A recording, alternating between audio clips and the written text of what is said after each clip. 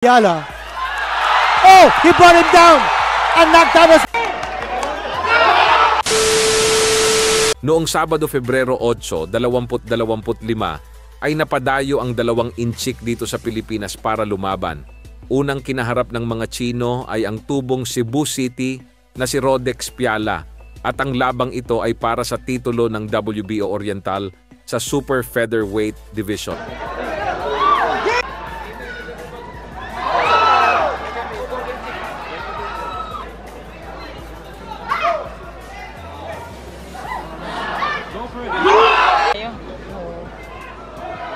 Bona si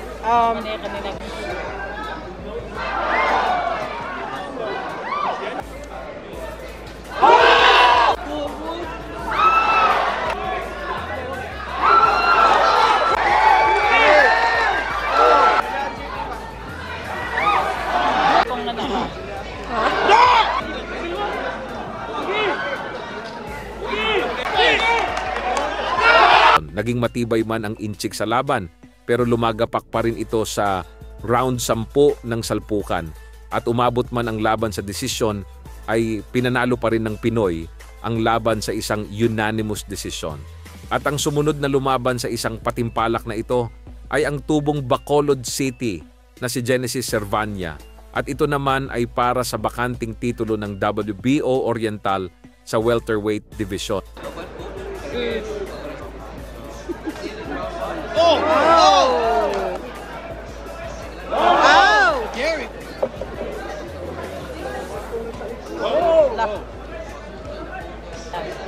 Sa Philippines kontra niya.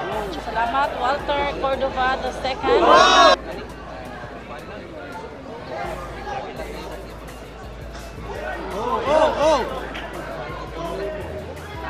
Gusto akong uyuan sa Quinto Limbo. Nangasa niya.